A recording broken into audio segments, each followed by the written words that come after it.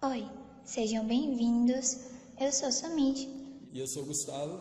e nós somos alunos da ITI 21, Campus Ilhéus.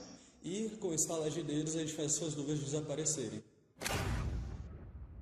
Hoje nós vamos falar sobre vasos comunicantes. E é bem importante para vocês entenderem esse assunto, vocês terem um bom entendimento sobre pressão hidroestática. Além de lei de Stirling, né? Bom, vasos comunicantes são basicamente recipientes que têm uma ligação. Essa comunicação entre os vasos, ela faz com que os fluidos eles possam se comunicar, literalmente. Então eles estabelecem relações a partir dessa comunicação.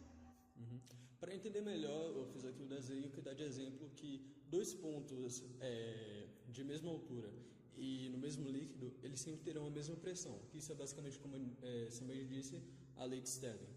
Agora a gente vai partir para um exercício. Uma questão bem simples sobre vasos comunicantes, que é geralmente o que é pedido.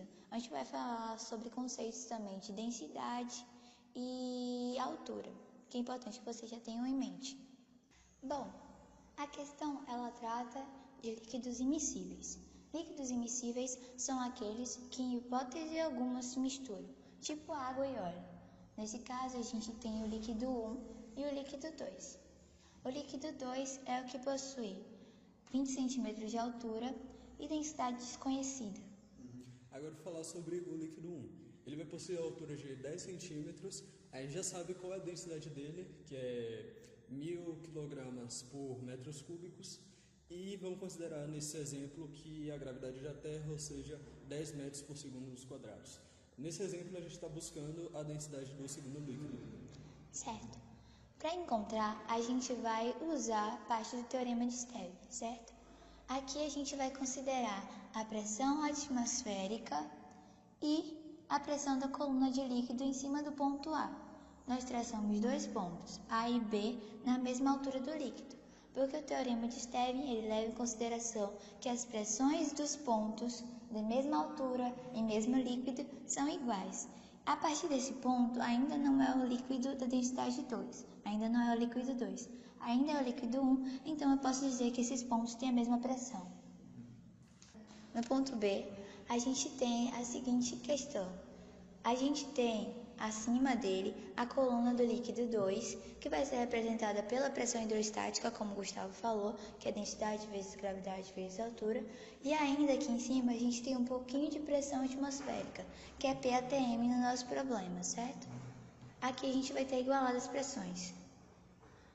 A pressão atmosférica do ponto A pressão atmosférica exercida no líquido 1, ponto A, é a mesma pressão atmosférica exercida no outro líquido, certo? Porque a pressão atmosférica é a mesma, considerando que eles são o mesmo planeta. Então nisso, na hora da expressão matemática, a gente corta os dois, não precisa considerar.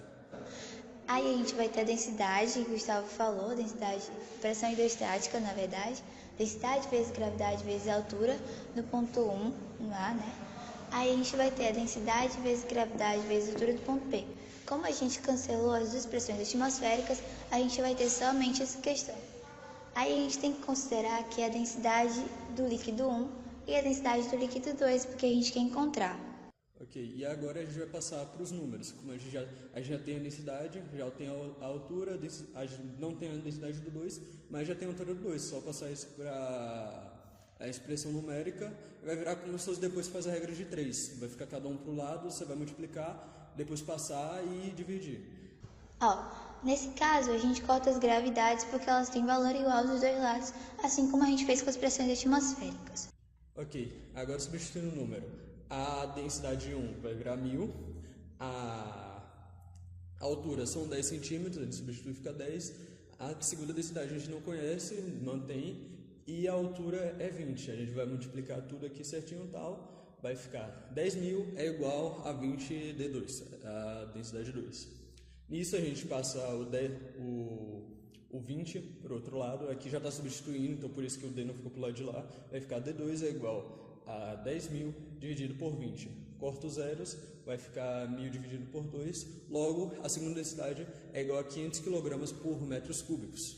Então, essa questão não foi considerada mais complexa porque a gente não tem uma mudança de unidade, por exemplo, grama de centímetro cúbico.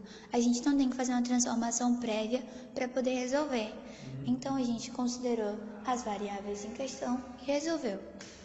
Então é isso, essa foi a videoaula. Muito obrigado por assistirem. Obrigada.